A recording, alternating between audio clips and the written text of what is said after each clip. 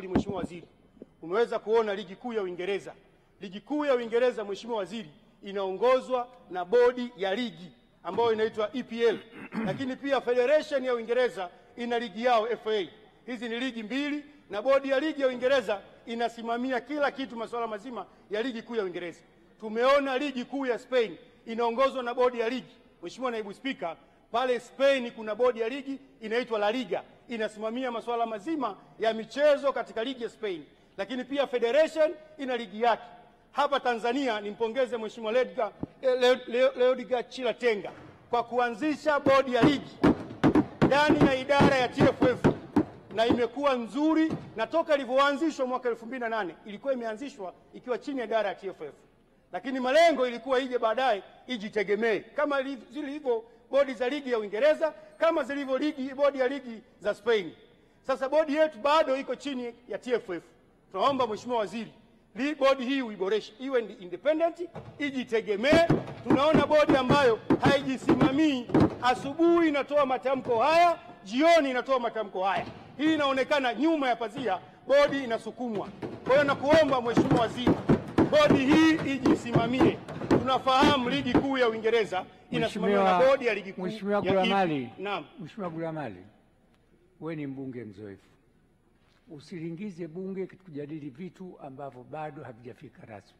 Vitu gani Mheshimiwa? Kanuni ya 81 inakataza kujadili, kutuhumu mtu au chombo ambacho hakina nafasi ya kuja kujitetea wakati wewe unasema. Mheshimiwa Naibu Spika. Mheshimiwa Gulamali. Sawa Mheshimiwa Naibu Spika. Kanuni ya 84, ukikataa maelekezo ya kiti ya spika unashtakiwa kwa kanuni, umekosa kosa nidhamu. Na ukipinga kanuni ya 84 unakwenda 85, ndio mbaya kabisa, hata ubunge hutagombea.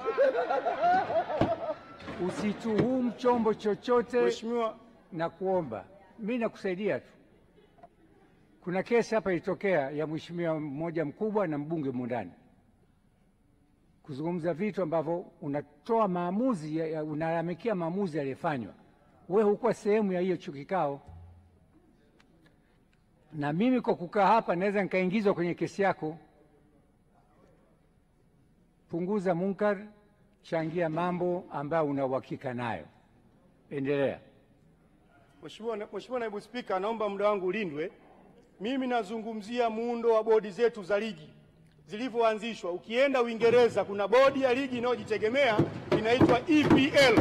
Mheshimiwa Gulamali, kuna bodi ya ligi inayojitegemea. Haya makofi hayatakusaidia. Mimi sizungumzii, nazungumzia vitu vingine. Ukipelekwa kwenye kikao cha nidhamu, haya makofi hayatakusaidia. Wote watakutizama tu. Unapuuza maelekezo ya kiti. Unalalamikia maamuzi ambayo sio sehemu yetu hapa. Endelea. Mheshimiwa Naibu Spika, napokea maelekezo, lakini silalamikii. Mimi nazungumzia muundo wa bodi za ligi duniani. Nazungumzia bodi hii inatoa ligi ya Uingereza. Mheshimiwa Gulamali, umezungumzia bodi hii, asubuhi inasema hivi, jioni inasema hivi. Ndio usema it's recorded. Bodi ya ligi ya Uingereza, Mheshimiwa Naibu Spika. Mheshimiwa Gulamali, muda wako umekwisha, kaa chini.